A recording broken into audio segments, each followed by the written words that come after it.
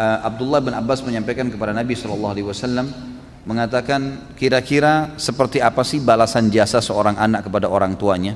Maka kata Nabi SAW, dia tidak bisa membalasnya sampai kalau dia menemukan orang tuanya dalam keadaan keterbudakan kemudian dia bebaskan.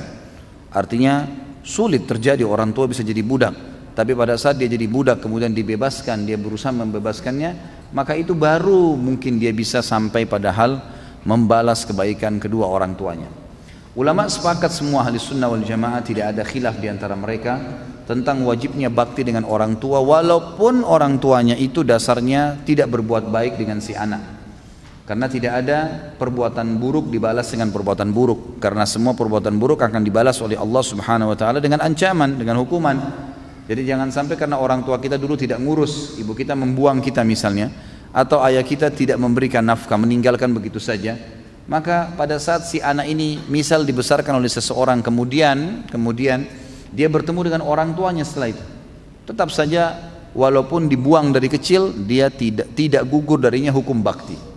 Walaupun orang tuanya itu jahat, walaupun dia temui orang tuanya itu pemabuk, ibunya pezina, tetap saja dia harus berbakti. Jadi tidak gugur hukum bakti, apalagi kalau dasarnya orang tuanya mengurusi dari kecil. Ini lebih luar biasa lagi. Ini lebih luar biasa lagi.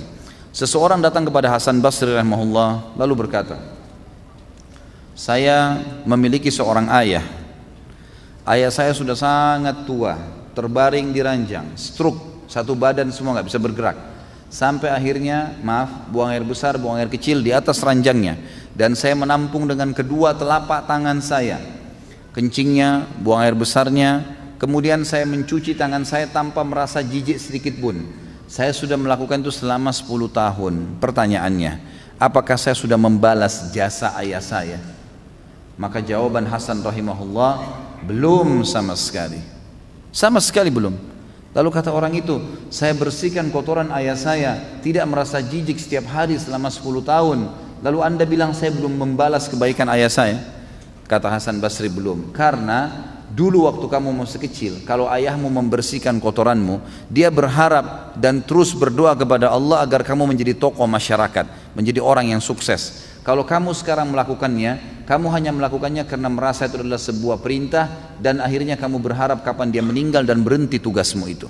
Berbeda niat antara orang tua dengan anak. Orang tua memiliki rasa sayang yang luar biasa kepada anaknya dan tidak bisa dibandingkan dengan sayang anak kepada orang tuanya. Orang tua kalau marah dengan anaknya, marahnya karena sayang. Tapi kalau anak marah dengan orang tua, bisa saja karena haknya atau karena keinginannya belum dipenuhi, bukan justru karena orang tuanya salah. Seperti itulah kurang lebih.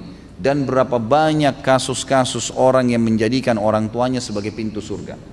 Ingat teman-teman sekalian, seorang ulama salaf pernah berkata waktu ayahnya meninggal, ibunya meninggal dunia, maka dia menangis. Seorang alim ulama lalu ditanya, kenapa Anda menangis? Bukankah orang itu tidak boleh nangis terisak-isak seperti ini pada saat ada orang yang meninggal? Dia bilang, saya bukan menangis karena orang tua saya ini, ya, karena diahnya secara pribadi, bukan karena diahnya, karena selama dia hidup saya berbakti alhamdulillah. Tapi saya menangis karena dengan matinya ibu saya berarti setengah pintu surga sudah tertutup buat saya. Tinggal ayah saya satu ini dan ini saya harus jaga, dan ini setengah pintunya. Dan betapa ruginya orang yang sudah meninggal kedua orang tuanya sementara mereka tidak berbakti padanya. Teman-teman renungi, berapa banyak orang di antara Anda yang orang tuanya masih hidup alhamdulillah, cuma kebetulan beda kampung, beda kota, tinggal telepon, tinggal kirimin hadiah, pakaian, makanan, tidak ada susahnya. Tapi subhanallah kita tidak lakukan, kita lakukan kepada teman-teman kita malah. Kita lakukan kepada orang-orang yang kita senangi, yang mungkin tetangga, mungkin sahabat dekat, mungkin orang-orang ini hanya sekedar memberikan peluang-peluang kecil dari urusan dunia, dan kita lupakan kepada orang tua kita. Ini satu hal yang luar biasa yang harus kita perbaiki. Seorang anak muda di Jeddah sempat tervonis di pengadilan, akan divonis di pengadilan karena banyak indikasi, bukti-bukti kalau dia berbuat salah, padahal dia terzalimi. Maka dia menelpon kepada seorang syekh yang saya kebetulan dengar ceramahnya disampaikan tentang kisah ini. Dia bilang, saya pun telepon syekh dan saya berkata, syekh saya 1 jam lagi ini akan divonis di penjara 10 tahun. Ini luar biasa dan saya tidak punya bukti. saya harus lakukan apa nih? Kata syekhnya, kamu masih punya orang tua yang hidup gak? Dia bilang masih ada ibu saya. Kalau ayah saya sudah meninggal. Dia bilang sekarang kamu mumpung masih ada waktu 1 jam, keluar dari pengadilan itu, dikasih kesempatan keluar, kemudian cari rumah makan yang terbaik yang kamu lewatin, belikan makanan yang terbaik, bawa ke rumah ibumu dan ajak makan siang ibumu. Kata anak muda itu, Syekh, saya sedang akan divonis di penjara, mana ada waktu saya duduk makan dengan ibu saya. Dia bilang, coba lakukan, niatkan murni, tulus karena ingin bakti dengan orang tua. Maka anak muda ini pun melakukannya. Setengah jam kemudian kata syekhnya, dia telepon saya sambil bersyukur kepada Allah, Alhamdulillah Syekh, jazakallahu khair, semoga Allah balas anda dengan kebaikan. Saya baru ditelepon oleh pengadilan kalau saya tidak jadi divonis, dan ternyata ada orang lain ya yang melaporkan orang yang telah menuduh saya ini dengan kejahatan, dan banyak buktinya ternyata terbongkar semua, dia berdusta. Setengah jam saja. Kata syekhnya, kira-kira menurut kamu apa sebabnya? Dia bilang, Syekh, demi Allah, semenjak saya masuk ke rumah ibu saya dan saya bawakan makanan, ibu saya sambil menangis gembira karena saya berikan makanan. Kemudian dia bilang, mendoakan saya, nak, semoga urusanmu mudah. Padahal ibu saya nggak tahu masalah saya. Semoga urusanmu mudah, semoga kau panjang umur, semoga kau begini. Selama setengah jam saya didoain terus sama ibu saya, dan saya merasa doa ibu saya lah yang membuat akhirnya saya selamat. Kata syekhnya, begitulah orang berbakti dengan orang tua. Jangan disia-siakan teman-teman sekalian. Antum ini di Jakarta banyak perantau, luar biasa, begitu sudah mulai punya penghasilan, mulai punya motor, mulai punya mobil, yang dipikirin hanya istrinya, atau perempuan mungkin akhwat hanya memikirkan suaminya, orang tuanya di kampung dilupain. Oh gampang, orang tua saya kan tidak pernah nuntut apa-apa. Emang orang tua nggak bakal nuntut. Orang tua yang baik itu tidak akan pernah mau nuntut, walaupun mungkin mereka nggak punya makanan di kampung sana, mereka nggak bakal telepon anaknya, nggak mau susahin. Tapi kitanya harus bisa pengertian. Ada syekh juga, seorang syekh di Jeddah, ini mungkin saya pernah ceritakan kisahnya, saya reviewkan kembali. Beliau lagi khutbah Jumat, dan kebetulan cuplikannya ada di HP saya, dikirim, sangat luar biasa, suaranya Masya Allah, bagus sekali kalau dia mengaji. Sampai masjidnya itu selalu penuh gara-gara suaranya. Dan memang dia juga kalau ceramah Masya Allah bagus.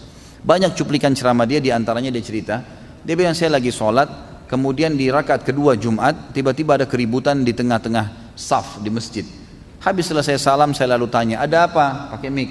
Mereka mengatakan, Syekh, ada satu orang tadi jatuh di sujud di rakaat kedua, di sujud pertama di rakaat kedua. Kata syekhnya, baik, berikan dia nafas, jangan didesak, dan bawa ke rumah sakit terdekat cepat. Lalu kemudian orang-orang pun membawa ke rumah sakit. Lalu dokter mengatakan orang ini sudah meninggal kurang lebih ya setengah jam yang lalu, tepatnya pada saat dia lagi sujud tadi. Maka syekh ini mengatakan, saya pun kagum, orang ini mati di hari Jumat lagi sujud, gitu kan? Mati hari Jumat ini ada hadis sahih menjelaskan kalau dia akan selamat dari fitnah kubur, gitu kan? Gak ditanya lagi oleh malaikat siapa Tuhanmu, siapa nabimu, apa kitabmu, gak ada fitnah kubur. Dan juga dia meninggal dalam keadaan sujud, orang tahu ini adalah husnul khatimah, kebaikan insya Allah, gitu kan? Maka syekh ini mengatakan, saya tanya adiknya yang datang jemput jenazah kakaknya, dia bilang, ini kakak kamu datang khusus ke masjid saya karena mau ikut sholat dengan saya, dan saya merasa saya juga harus menghormati dia, izinkan saya memandikan, kata syekhnya. Kata adiknya, silahkan, ya, karena ini laki-laki, maka dikatakan silahkan. Maka syekhnya pun memandikan. Kata syekhnya, di malam azza, di malam takziah pertama, saya lalu mengatakan, saya ingin tanya, setelah menyambut tamu segala yang datang, dia tanya sama adiknya, apa sih perbuatan kakak kamu ini sampai Allah tutup dengan kebaikan seperti ini? Kata adiknya, Syekh, kami punya seorang ibu yang tua. Kami punya seorang ibu yang tua. Kami sudah meninggal. Dan ibu kami ini, kami selalu berbakti. Semua kami anaknya 6 orang berbakti semua. Tapi kakak saya ini punya ciri khas tersendiri. Dia kalau datang, selalu dia yang paling pertama datang ke rumah ibu kami. Selalu kalau kami datang, kami temukan sudah ada. Kemudian dia yang selalu menyisirkan rambutnya, dia selalu yang menyiapkan samponya, sabunnya, bajunya ditata rapi. Padahal laki-laki, diurus semua. Ibu itu, padahal ibu ini tinggal serumah sendiri, anak-anaknya sudah rumah tangga juga, tapi tiap hari mereka lakukan itu. Dan kami selalu didahului oleh dia, sampai hal kecil, sampo dan sabun pun selalu saya dibelikan sama dia. Dari hal-hal kecil, sisirnya patah sedikit dibelikan yang baru, selalu rambutnya disisirkan, pakaiannya dirapikan, dia urus benar. Kata syekhnya, pantas Allah tutup dia dengan kebaikan, pantas Allah tutup dia dengan kebaikan. Teman-teman, jangan sia-siakan waktu. Kalau orang tua masih hidup bakti, sedangkan sudah meninggal saja, kita masih bisa berbakti dengan mereka, dengan mendoakan, dengan bersedekah buat mereka, dengan haji dan umrah. Ya kita lakukan apa yang disunnahkan oleh Nabi SAW, ya kan? Menyambung hubungan dengan orang-orang terdekat, sebagaimana Nabi SAW sudah menekankan kepada kita semua, kalau kedudukan ibu itu diganti setelah meninggal dengan khalah. Khalah itu saudarinya ibu, gitu kan? Dan yang mengganti posisi ayah adalah ammah. Ammah itu paman, gitu kan? Jadi ulama coba memberikan tingkatannya. Orang yang paling layak dibakti setelah orang tua kita meninggal adalah saudarinya ibu, yang dikenal dengan khala. Ini bersamaan derajatnya dengan saudara laki-lakinya ayah.